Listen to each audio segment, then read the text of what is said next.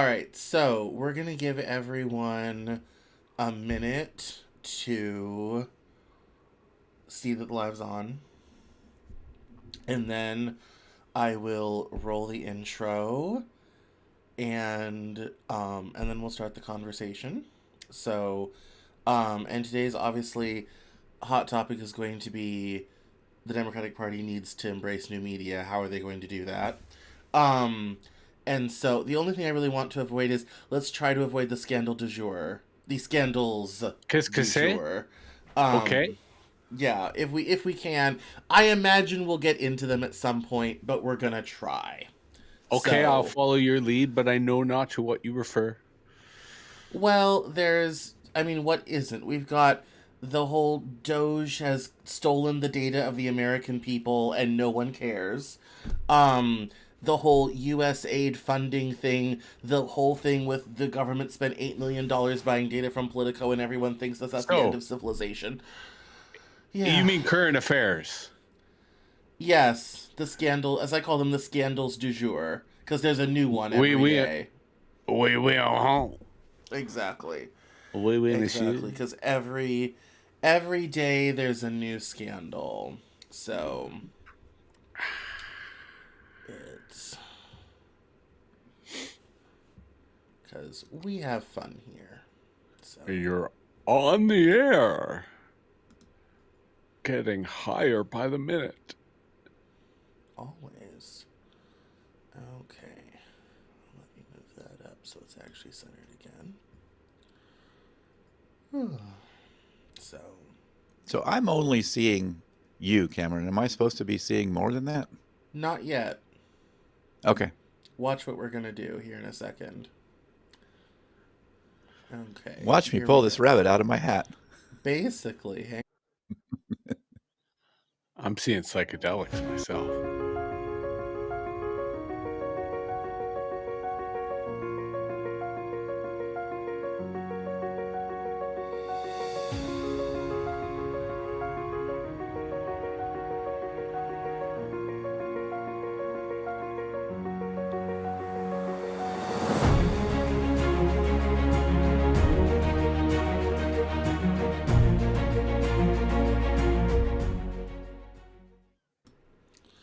Hello, everyone. Okay, so many technical issues because I have never ever done this before, but it's very exciting. So here's what's happening. Today we're doing our very first panel live with other guests. As everybody knows, I do 2 interviews a week, and those are all pre-recorded. This is a live panel show, and I'm going to be joined by Jesse Hirsh from the MetaViews podcast. I've been on his show, he's been on mine. We've had great conversation. Instantly, that conversation is what spawned this live, in so much as he and I have been having an ongoing conversation about what the left, the Democratic National Committee, all this type of thing can do to build up a left wing new media ecosystem like what the right has. Obviously, in an age of misinformation, disinformation, all this type of thing, the 2024 election has shown that this is more important than ever before. So we're decided to do this live. So Jesse Hirsch is going to be here to talk about that. And then, in addition to that, I have managed to pry him into doing this. David Beckemeyer from the Outrage Overload podcast is here. I've done a couple things with him. Although, interestingly, last night I couldn't find the solo version of my podcast with him, but I found the housing one. Very weird. Anyway, he's great and lovely, and I wanted to talk to him because he's on the front lines of this, and he has lots of great connections in media. He is suffering today because it is 48 degrees in Los Angeles, which for them is practically a cold snap. Never mind, I'm sitting in Connecticut, it's 28 degrees and snowing, but, and just as in Canada, and they're just frozen. Canada is a frozen wasteland with hockey and maple syrup. So, I'm gonna bring them on, and we're gonna have this great conversation. So, I said I'm gonna bring them on. I've only done this once before, so we're gonna bear with me as I try this. So, number one, we're gonna add here. There's one of you. And there's two of you.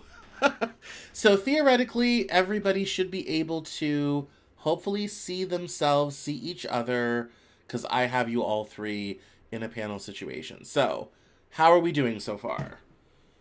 Hanging out. Okay, good, good, good. Excellent. All right. So, let me start the conversation by moving this bug below David's chin so that he's not covered up by the Cameron Journal logo. So yes, and that is that far as over it can go. Yes, it is. Okay, good. So excellent. So let me start off the conversation by asking you both to introduce yourselves. Jesse, you go first, and then David, and then we'll talk about the left in new media. My name's Jesse. Under normal circumstances, you could argue I'm presently engaged in a form of foreign interference since we are here to discuss American politics and the Democratic Party. But since Canada is directly under threat and regularly being referred to as the 51st state, I thought I'd get ahead of the curve and anticipate a time in which we are all fellow constituents on some level. So a little bit of shit disturber, a little bit of futurist, a little bit of community organizer, here to have a good time. Excellent, excellent. And David? Hey, everybody. I'm David Beckemeyer. I am in California, and I host a show called Outrage Overload. And I recently kind of reevaluated, or at least kind of considered what we're doing in the context of sort of the new world we're in.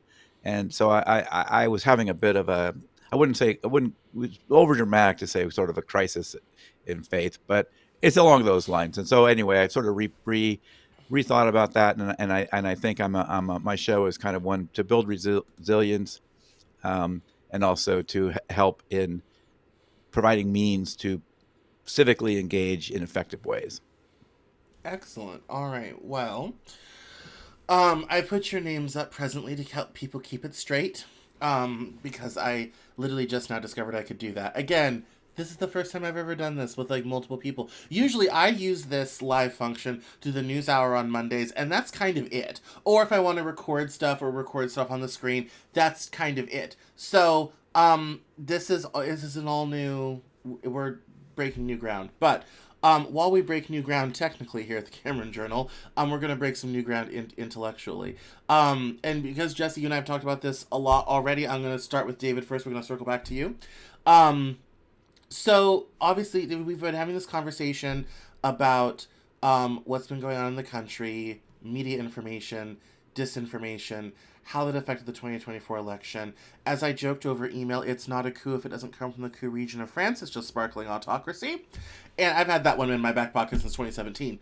And so I wanted to, because the listeners have already heard me and Jesse go on about this for 2 hours of content, I wanted to talk with you and how you feel about America's information ecosystem and what the left is missing in the world of podcasts and lives and the stuff that we do. And so I thought we'd start with you.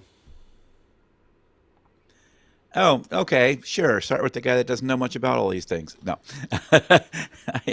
I'd say. Well, I mean, I think one thing we have to kind of keep in mind in this, you see a lot of people saying, well, the left should just sort of do exactly what the right has been doing, or how they do it, and we sort of know that doesn't work. Like, in other words, some of the kind of in your face kind of styles, like a Limbaugh or something like that, we know doesn't really. In fact, wasn't it On America or something like that? Somebody sort of tried that a while ago, like a radio shows that were sort of like the guy who even sounded like Limbaugh. Kind of tried that. Air America kind of tried that. This is 10, 15 years ago at this point now. Right. And that was Air America was a whole Al Gore involved thing. They raised a bunch of money. He sold that to I think the Qataris for some amount of money that for them is a minor rounding error, a small accounting problem sort of thing. And then they eventually closed it down because what the hell do you do with it? So yeah, I mean it has been tried and it's not gotten anywhere. Right. So there's different styles, that in your face style just was a turnoff in general to the folks on the left. Right. So that, like, when people talk about just doing everything the right does, that's not really what you want to do. You have to do something that actually can be effective. And to some degree, the right could argue that the left has that in the form of the late night comedians, right? That's kind of the version of Tucker Carlson. I mean, that's at least how it's evolved, right? I mean, they're every night telling half the country they're dumb and they don't mind making fun of half the country. And so that's kind of what so it's kind of like, if you read Outrage and Irony, it's kind of it sort of talks about this, by Danigal Young. And but I think there's something that has to happen, that I don't have a better word for it than sort of positive propaganda, in the sense that the other thing people pit as opposites, that's a mischaracterization, is disinformation. The opposite of disinformation is good journalism, and it's not, right? Those are two different things that are having a different objectives, right? Disinformation is, by definition, sort of trying to get you to act, or trying to get you to try to have an outcome, trying to produce some kind of an effect. Whereas good journalism, the idea is all it's doing is presenting all the evidence, and then you decide whatever you want, right? So you don't counter disinformation with good journalism. I'm not saying you shouldn't have good journalism, or at least when I say, I'm using this word good journalism, what I should say is the kind of things that people keep saying is what they want in journalism, where they want everything to be reported fairly and evenly, and that's all we want, is just give us the facts. If that were even possible, and if you heard that, that would still not counter the disinformation campaigns and the propaganda campaigns out there. So somehow we need, positive propaganda, again, for lack of a better term.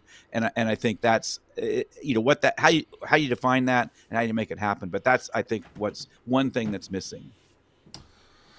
Yes. Can I jump in there?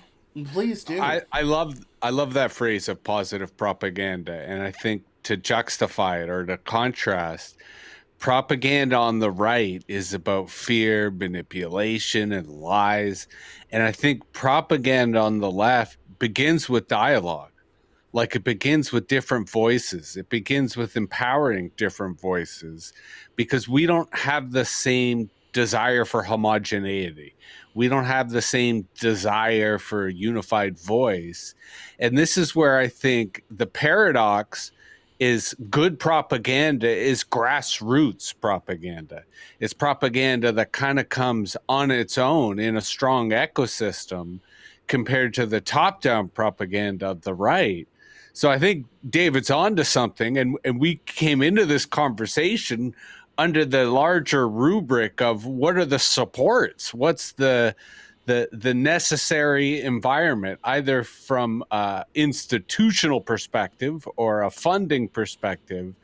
But I think when we get into the methods of good propaganda, I think it's firmly rooted in a kind of grassroots culture. Yes, and I want to think about that for a moment, in terms of how on earth are we ever going to develop that? Because it seems like there's just so, I don't know, they're just Develop which? how we develop that grassroots desire for a new kind of media. And I say this as someone who has been doing this in some form for almost 10 years. And I do very old-fashioned Edward R. Murrow news. And it's not, it's not the same as what like a David Pakman does, or Kyle Kalinske, or anything like that. And it's, I'll be honest, it's been hard to get a lot of traction for that. Only just now, especially thanks to TikTok and YouTube Shorts, have I finally started to get something happening. And so I kind of wonder, and this kind of gets into is maybe the problem that the left controls mainstream media, for better or for worse. And there's just not a lot of room for us. Whereas the right really only has Fox, and to a much lesser extent, OAN and Newsmax. And so, and this is especially like when you get into Rush Limbaugh, Michael Medved, Michael Savage, all the big old AM radio guys, there was a dearth of that view. Ergo demand. Ergo an ecosystem developed. But I also wonder, with the trust in mainstream media being so low these days, you'd think an alternative would pop up, sort of thing. And I kind of wonder why that still hasn't happened yet. I think that's interesting. I mean, the short answer, and David, I'd love to hear what you think, is there's only a certain amount of oxygen in the room. And if all that oxygen is going to MSNBC, if all that oxygen is going to the New York Times podcast or, NPR podcasts, then to go back to your point about the algorithms, with the exception of TikTok and to a lesser extent YouTube Shorts, all the existing algorithms reinforce what's already popular. The Right. reason that TikTok has been such a boon to left voices in North America is because it's focused on discovery. It's focused on platforming new voices, regardless of their politics. Right. And I think that part of what we should be talking about is not just, hey, we need to have a healthy information ecosphere. We need to have a healthy, public debate. To David's point, that's not just, people yelling at each other, but actually gets to civil dialogue. It's that or it's no democracy. I think we have the moral high ground for once, when, to your point, mainstream media has kind of been spinning this thing of, ignore social media. It's all trolls. Ignore podcasting. It's all, people who aren't experts. When instead, I think we should be arguing what we're looking for is a grassroots alternative. David, let's bounce to you on that. What do you kind of agree with this idea that the mainstream media is sucking up too much oxygen, and therefore the rest of us starve? Well, as Jesse noted, it's not even the quote unquote traditional or mainstream media. It's also sort of the larger podcasts, right? I mean, Joe Rogan sucks a lot of energy out of the room, and that, obviously not a left leaning guy, but he sucks a lot of energy out of the room. So it does leave a little bit. It's a little harder to find that spot where we can land. But I will say, I think those trends are starting to happen. Like if you look at a lot of if you follow or look into the sort of stats people talking about, and so you both get sort of hard evidence with numbers, and you also just get these kind of a perception, right? You see people, some of these more qualitative kind of interviews where people are sort of talking about they're preferring these alternative sources, and it is not only these larger well-known podcasts but smaller ones too. And obviously, you do still have problems with who's doing good journalism, or in other words, who's following some of the ethics and the important stuff about sources and vetting, and are you fact checking, and do you have an editor maybe, or if somebody that checks you, at least this kind of thing. But so the quality can vary quite a bit, but I mean, so you're seeing a little bit of a movement to that, and so I'm encouraged by that. And in fact, I think I saw a recent stat about something like, I forget, it was a large percentage of folks trusted podcasts way more than traditional sources. And I think also, to go back to that point of trust, there's a lot of intimacy in podcasting. And I find, even in my own context, where I'm reaching really quite a modest audience, but it's my community, right? It's my friends, it's my family. And for that to be the basis upon which, as citizens, we become informed, to go to your point, David, that there are certain methods, I think, that journalists have developed that we can adopt that create that kind of credibility, that create that kind of authority. That's where I'm like, we don't need one Joe Rogan, we need 10,000. And that's what's going to make a real difference in terms of creating a healthy kind of a media environment for democracy. Well, and this gets, as you know, I love historical context. That's kind of my thing. The early days of the newspaper business. That's what it was. New York City at one time had six newspapers. I'll go with six because I can name all of them. So there was at least six that I can think of. Had six newspapers. So you could have, even Manhattan, there was a newspaper below Central Park, and there was newspapers for Midtown and above. I mean, it was that small and granular sort of thing. The idea of the big citywide daily that in no way can cover everything going on, not even close, was kind of a bit of was something that came later in consolidation and all this type of thing. I remember even thinking, like, growing up in Denver, we had two newspapers and eventually only one. We had the Denver Post and the Rocky Mountain News. The Rocky Mountain News was this legendary sort of publication. It had broken some major stories and this sort of thing. And they were different formats. Rocky Mountain News was tabloid. Denver Post was the traditional folded style. And I remember, growing up, reading. We were Denver Post people, not Rocky Mountain News people, and that was in the '90s. That was a big who you took was a big controversy. Um, and how much they didn't cover the suburbs, because Denver is a very small city. It doesn't occupy the city and county of is very small, but it's surrounded by this huge ring of suburbs. It's even bigger now. It goes all the way to Boulder.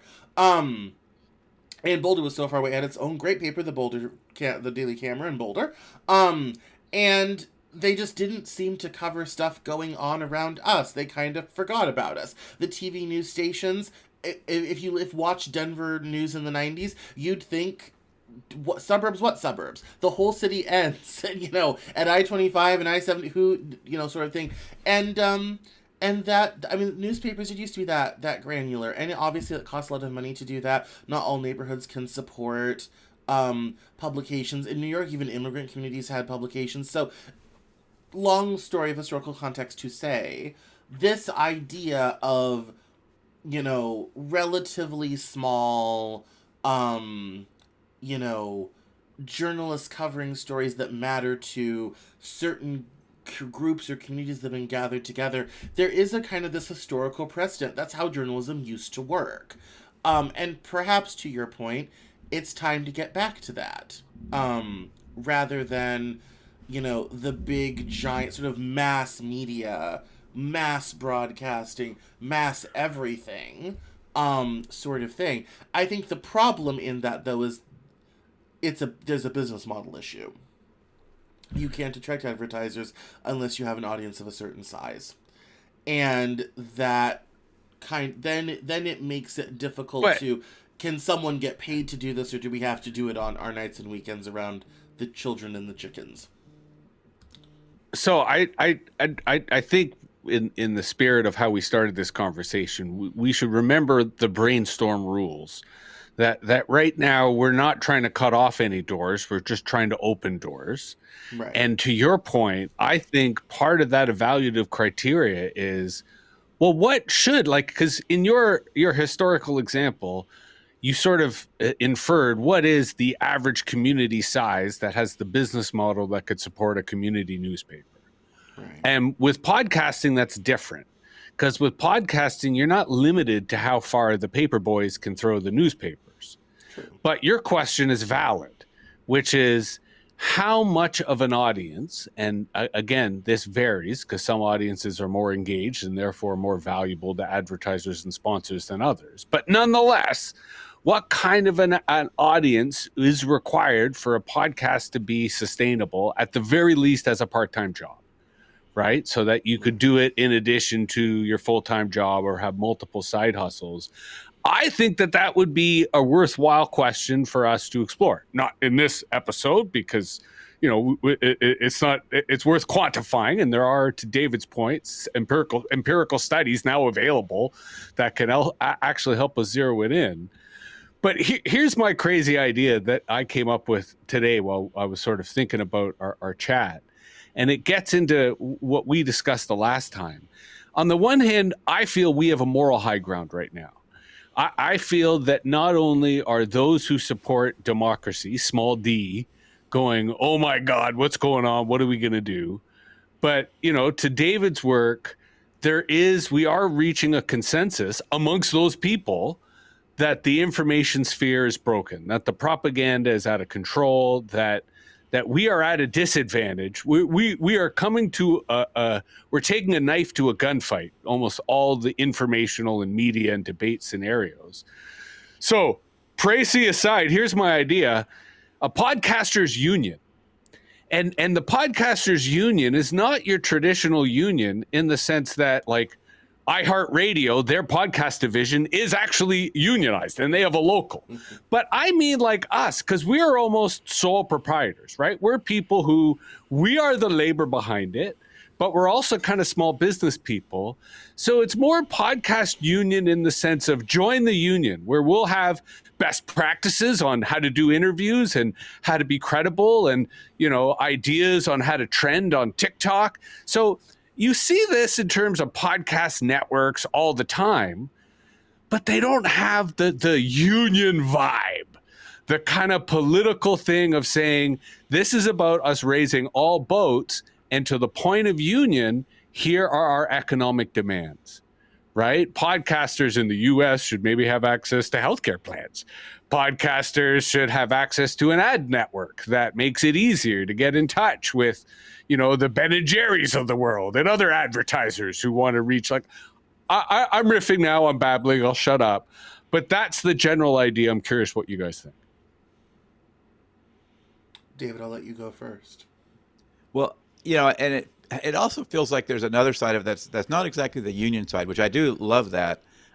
Figuring out how to do it and all that is always got to work out those details, devils in the details. But there's also another aspect that reminds me of, like, if anyone remembers kind of the UL, like with electricity, right? There was this idea that you could be a member of that. Now, I don't know if that model's perfect because you had to pay and there was a lot of other stuff.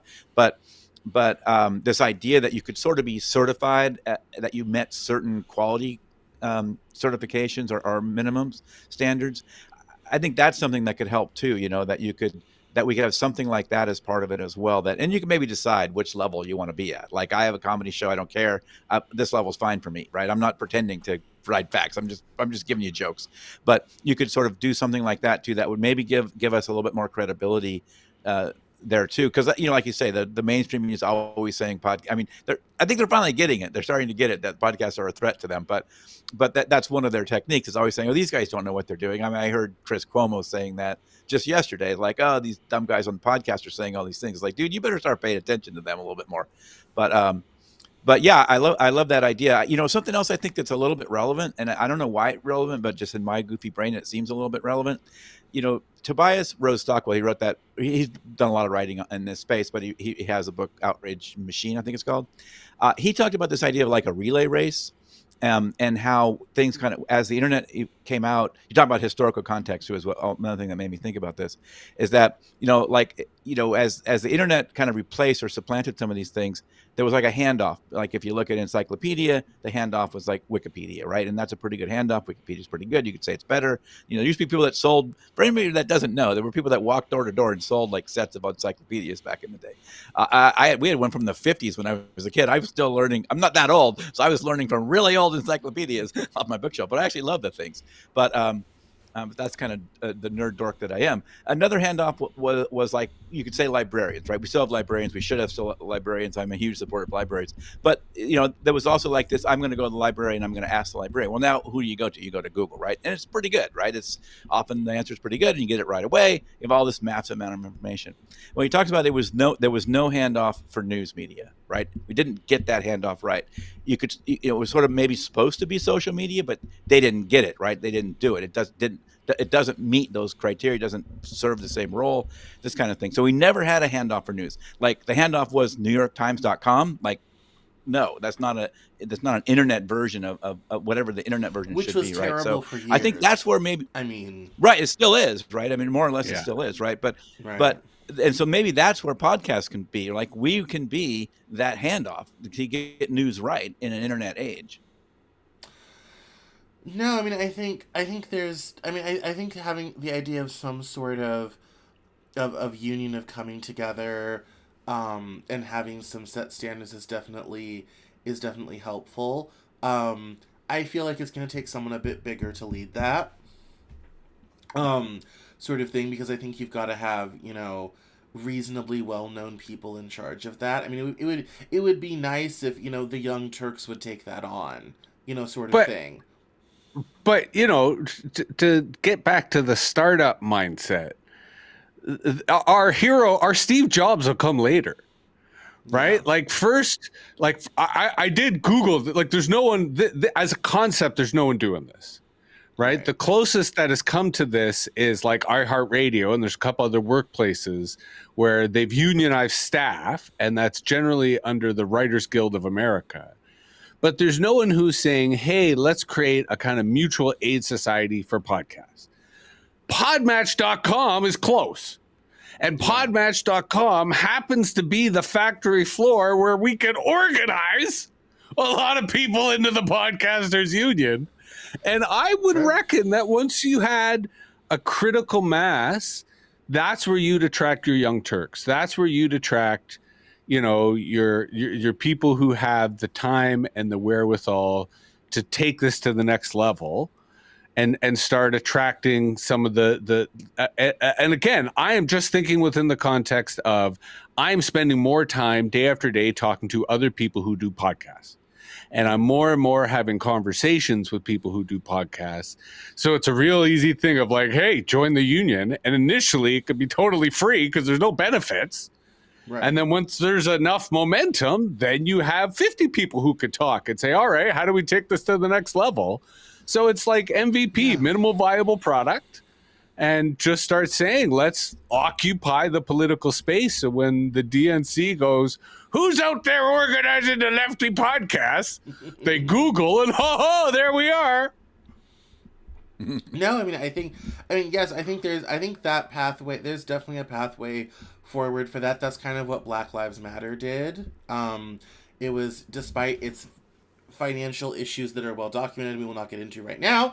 It started as the very kind of ground up organization sort of thing, the infamous few good, the few good men, few good people in their case came together. That's kind of what holds democracy together.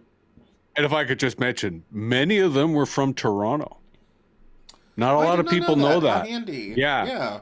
They moved to LA once it really took off, right? Because it was much more of an organizing center. But a lot of the leadership were from Toronto. Well, yes. I think something like that is definitely a good idea. Perhaps something to start on and explore with, and start conversations with people and all this type of thing. I know how complicated it can be to bring people together in any sort of a podcast network. With my book publisher, we're moving to a media model, and we are starting a podcast network. We're more offering services and things like that. Not anything as organic as what you're proposing. But getting people on board for it is no easy thing.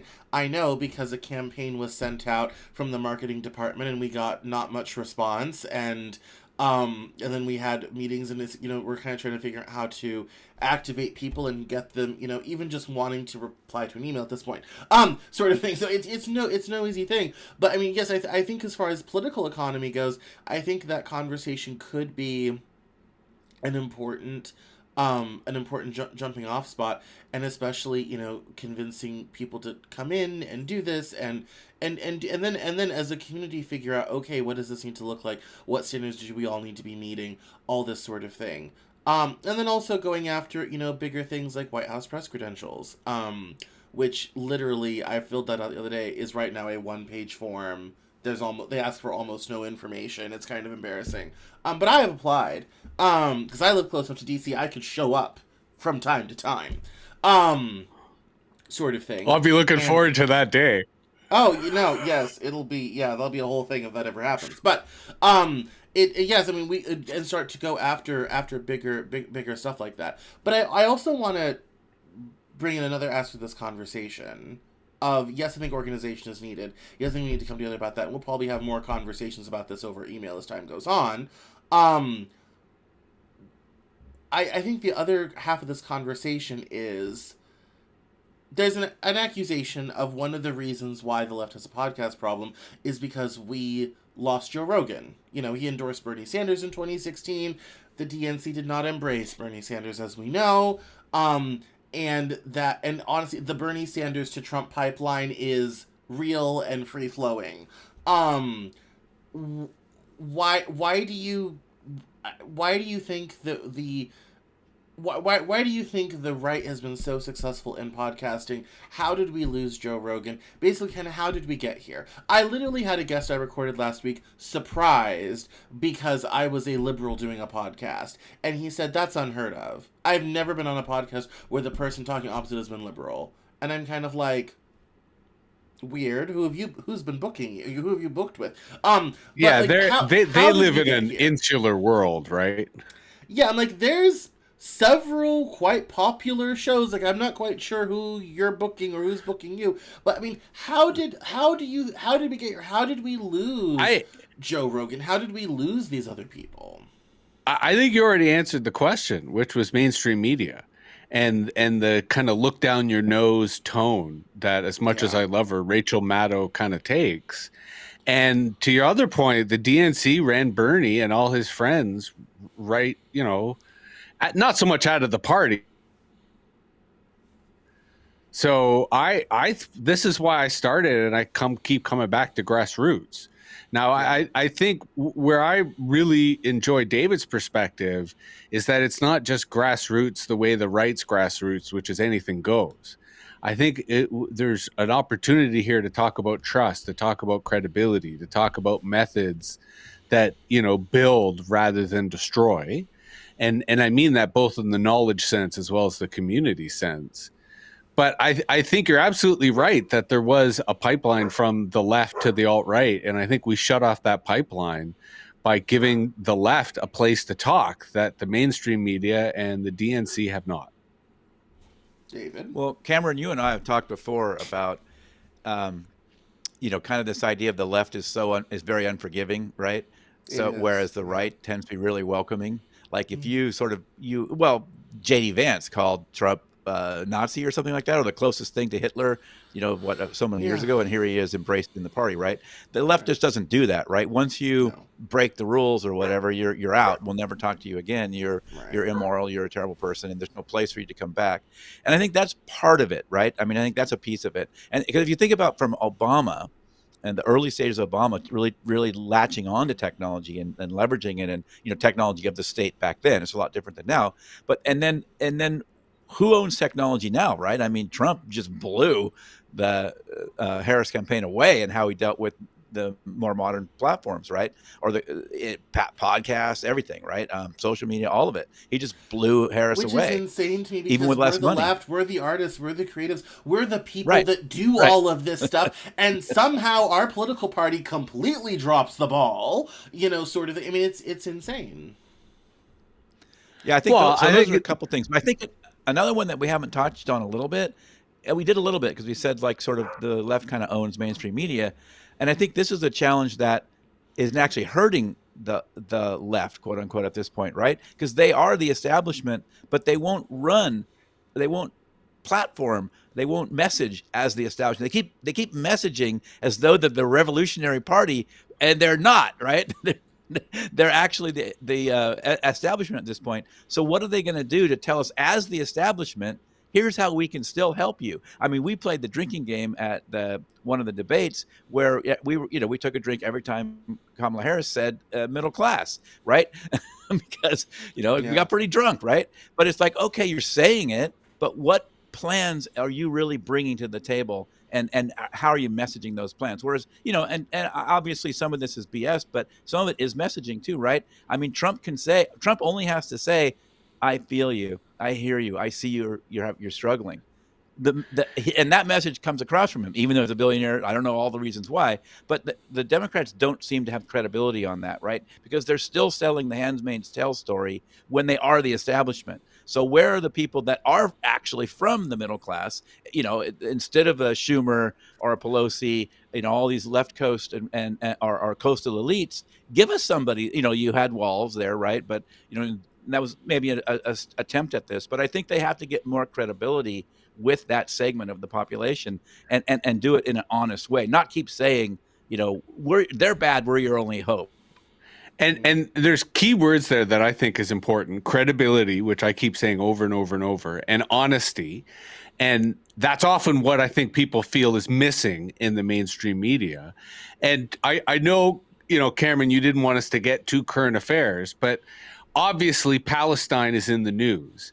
And for me, Palestine is a great example in which the Democrats didn't have to abandon Israel. But what they didn't do, what they should have done, is had open, honest conversations about Palestine that allowed people to talk about their concerns, that allowed Jewish folks and Arabs and Palestinians and Christians to have civil conversations about peace in the Middle East. I know that nobody thinks that's possible, but in the podcast world, it is. It does happen. And that is the kind of, I feel, dialogic methodology, the town hall conversation that everyone wishes digital media could achieve, that I think podcasting can, when you train hosts, when you train facilitators to be the kind of animators, conversation facilitators. And to go back to something you said earlier, David, as a joke, and I wanted to double down on it, I think even comedians who are members of the podcast union could say, I've taken anti-oppression training. It doesn't mean I'm woke, but it means I can do jokes without being an asshole. Or I've done political literacy training, so I can actually make jokes about politics without sounding stupid. And there are a lot of comedians which are worried about that. And if we were to suggest that I'm choosing my words very uncarefully, I'm brainstorming here. But if we were to say that the ideology of podcasting is conversation, it's dialogue. It doesn't mean shaming people. It doesn't mean saying that people are right or wrong. It means let's listen. Let's have empathy. Let's have compassion. And then you frame that with a small d democratic values that alienates the MAGA folks and alienates, the right. Then you have an inclusive concept that doesn't tell people they're right or wrong, but gives us a tool to start engaging our communities, to start floating radical policies. Because look, my mission for 2025, and I haven't really started this yet, I'm just saying it so that I force myself to do it, is I want to become an abolitionist. And I mean abolish prisons and abolish the police. And I want to get into like a policy framework of how you do that. My whole life, I was the opposite of that. I thought, that'll never happen. And now I'm like, well, that's the craziest policy I could think of. So I can have conversations about it. Again, as a way of trying to advance this, and podcasting is the only place I could do that. You could never have those conversations. You could never have that idea anywhere else. So that's why I think podcasting as a metaphor, as a media, the medium is the message, are really gives us a lot of advantage to shifting the power that MAGA has, the power that Trump has, in, to David's point, the anti-establishment ethos. Because it's very alluring, it's very powerful, and it has the moral high ground when we should have the moral high ground. David, I wanted to bounce off on your comments about the Democrats not acting like the establishment. I think it's because the people in charge of the party and who set the messaging and all this type of thing mostly came out of the 60s and 70s when the Democrats weren't the establishment. And They still have that very old-fashioned mentality. Meanwhile, in the intervening 1, 2, 3, 4, 5 decades, times have changed, and a lot of the institutions, they were successful. They captured institutions that held against them. They got into power. They used that power to change society. They made it so their children will never own a house. They, left us with a moribund job market. All this sort of thing. They have done that, and I think it's very uncomfortable for certain leaders in the party to act like that, message that, have that conversation, do that sort of thing, because that's not how they've ever approached politics in their entire lives. And nor do I think they want to, very honestly. And I think honestly, I think the only good thing about Trump and MAGA and this new thing is it puts the left in our favorite position, which is the underdog revolutionary new vision for the future. That's the only kind of bright side I see.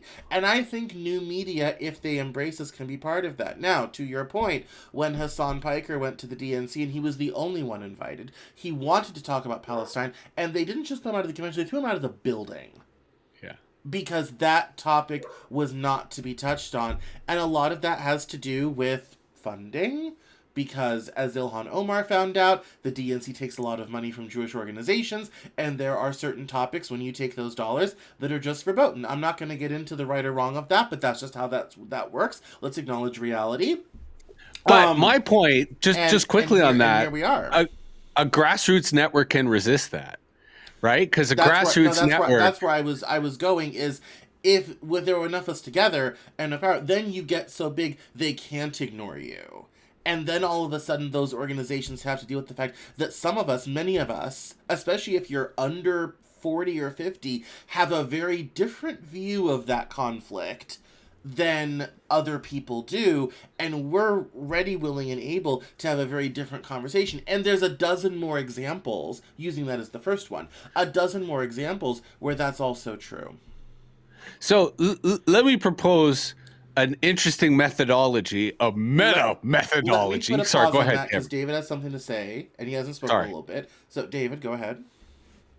Well, I was just going to say one thing that you said about it puts Democrats in this place they like to be, where they're the underdog or whatever. And you said something about they could drive back this revolutionary story. Except really, what people are seeing about what the Democrat when we talk about democracy, right? And what a lot of people see is what you're telling me is you want to go back to the status quo we had before, which I didn't like. So I think we've got to figure out how to get past that messaging too. That and maybe chaos will help you get there, and they'll be like, oh, I don't like this chaos as much as I thought I would. I don't know, maybe, but to some degree, that's what people see when we say, we want to enforce these democratic norms to get back to having a constitution, these kind of things. They see that as the status quo that they think's not serving them, and I think there has to be a lot of education there to say sort of there are I shouldn't say probably, there are problems within these systems, but tearing them down is not the answer, right? I mean, it's repairing them and improving them and find the places that are broken, not wholesale replacing them. Because if you wholesale replace them, you're going to end up rebuilding most of it. So you talk about that's efficiency. I don't know, that's the dumbest kind of efficiency I've ever heard of, because you're going to waste a huge amount of money and resources essentially rebuilding a lot of what we have now, if your first step is to simply burn it all down. So I think that's a message that we need to really improve on. Well, and education, I think, is another kind of through line to this, of which I think podcasting is the medium of contemporary education. But allow me to be the doomsayer and think I think the administration is going to get a whole lot worse, especially given the pace that they're headed. So here's my kind of next step proposal, because on the one hand, because I'm thinking out loud, this entire conversation I've really enjoyed, partly because it's allowing me to listen and fuse and synthesize all of our ideas. And I think that's the methodology. So here's my proposal. We continue rolling forward a series of conversations where the next time we each have to bring a new person. And every time each person has to bring a new person. Right. So it's still at the level of conversation. It's still at the level of kind of town hall or town forum. But imagine it this way. Like right now, international diplomacy, even before Trump, has been a mess. And the way they deal with it, like the BRICS countries, for example, is they just like rotate which country convenes the meeting. So it's all like we're independent republics, right? All these independent podcasters who each are their own republics.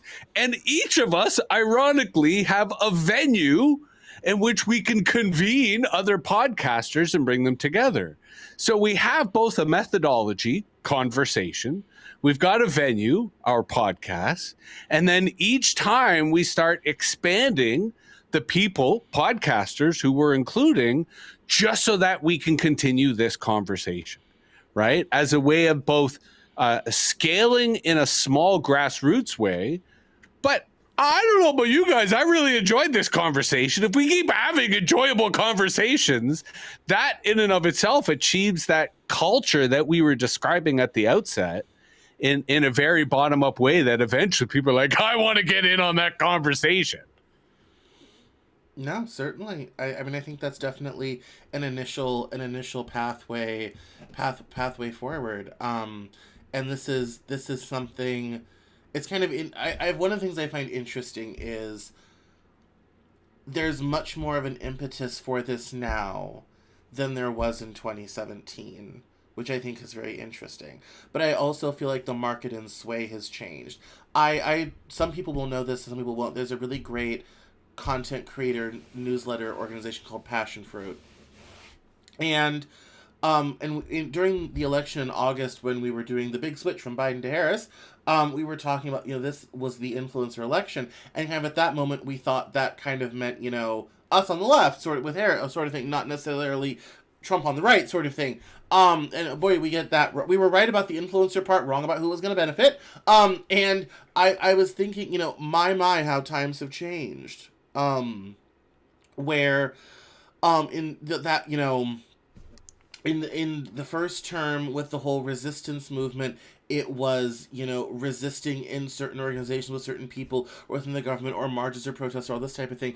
And I think this time around, because the left has so collapsed and so surrendered, and we're not protesting, we're not marching, we're not staying vigilant the same way we were, and all this type of thing, there's now a sort of different idea and desire, and now we have this kind of impetus to, okay, we have to create this new media community. I think that we're coming up to the top of the hour, and I don't want to keep you guys forever, but I want to close on this idea of one of the things about Rogan, Lex Friedman, all this type of thing is, and I know this because I have a lot of friends who are blue collar workers, that shit is on in workshops, warehouses, places of work across America every day, all the time, all this sort of thing. It's absolutely nonstop. I cannot think of another media personality, regardless of political affiliation, that has that type of consistent, constant reach into so many brains in so many places, sparking so many conversations, all this type of thing. I think that's probably the hardest thing to replicate. Not that everybody needs to have that type of reach, but I'm just saying in terms from a war of the brains perspective. But on a grassroots level, not at all. Yeah. Right? Because what the Friedmans and the Rogans are doing is they're creating the behavior, Right. but they're giving people junk food. Right. And there's a real opportunity to give them more relevant stuff, not at scale, not, at the million size audience, but through a diversity of podcasters that actually satisfies their needs in a much more fulfilling and holistic way. I could be wrong. Obviously I'm projecting here. Obviously this is the world I want, not just the world that I see, but that's why I think our next step, and this is where David, Cameron and I have both hosted a chapter. I am perfectly willing to host the next chapter if instead you want to say, I'll bring somebody, but Jesse, I'm not ready to host 6 people because, that might be a little over. But it's you've got first dibs. And I'd say we just reconvene again, but with 3 other people so that we go to 6. Because I think what you just raised as a question, Cameron, is a fascinating conversation unto itself that I'd love to hear other podcasters weigh in on. Yeah, David, we'll close with you. Yeah, I mean, I think you mentioned that, where the time seems right. And I would say from the feedback that I'm getting from folks, both listeners and people that haven't become listeners yet, but they're finding out about the show, there is a hunger for this better information. People are sort of realizing that they're not being served by the information sources they have now. And I also want to point out something that may not be what anyone wants to hear either, is that, and I'm sure you experience this as well, Cameron, that, a good messaging system is going to require lots of different media formats, styles, lots of things, right? Because even within what I do, and I don't do very much social media, but I have people that they get all they want out of my 30-second clips I put on Instagram. Like, that's enough. They're never going to listen to a 45-minute podcast. And I have people that only read the stuff I write. Here in the Cameron Journal. Yes. Yeah. And then I have people that just read stuff I write. So they're fine just reading. That's what they're just going to read. And then I have people that listen to the longer format show. So, and I think, that one of the things I also noticed when it comes specifically to podcasts, like in the space where I'm working kind of this bridge building and a lot of that space and information literacy and things like that, most of the shows, quite frankly, are super boring, academic to academic, that go on for an hour and a half. And the only people that would listen to that show are other academics, right? No one's going to go through that for an hour and a half with all the jargon and everything that they're spewing. So, and again, those podcasts are fine. I'm not saying they should go away, but then we also need these more accessible ones, right? And that's one thing I'm trying to do, is make some of this information more accessible. You don't have to be, we're not going to teach you how to do calculate p-values and do a t-test and all that kind of stuff. We're going to bring that information out without getting down to that level of nitty-grittiness. So I think all those things kind of fit into what we're saying. So I love this idea, though. But yeah, we have to, like you say, figure out what the next step is. All right. Well, we're going to figure that out over email, and we'll be back with everybody on all this. If you will be, for those listening now, thank you so much for watching. I really appreciate it. For those who will be listening to this later, when it gets posted sometime over the weekend, if you want to stay in touch, feel free to find any of us online. We're going to do plugs. I'll do mine last. So David, then Jesse, let us know where we can find you online and keep up with you. Yeah, so the easiest way is all my stuff is at outrageoverload.net. If you sort of don't have a web browser, you just want to send me an email, you can also do that at outrageoverload@gmail.com. But all that contact info, all the info about the show, all the good stuff is on the website, outrageoverload.net. I think Jesse Hirsh is the easiest way to find me. No C, because Jesse Hirsh with a C looks like me, is interested in the same subjects as me, but he's American and I'm Canadian. And you know what? There's a little bit of a difference. Yes. Excellent. Well, thank you guys so much for coming on the show. I really appreciate it. Obviously, my name is Cameron Callan. This is the Cameron Journal Podcast. This has been a special live edition. Thank you all so much for listening. I really appreciate listening and watching. I really appreciate it. You can find all of my links, of course, at CameronJournal.com. Don't forget to sign up for the newsletter. It goes out every Saturday. And come back here on Monday. I was out of town on Monday this week, so no news hour. But this Monday upcoming, we will have the Cameron Journal News Hour. So thank you all so much for coming and watching. I really appreciate it. Thanks, Cameron. Thanks.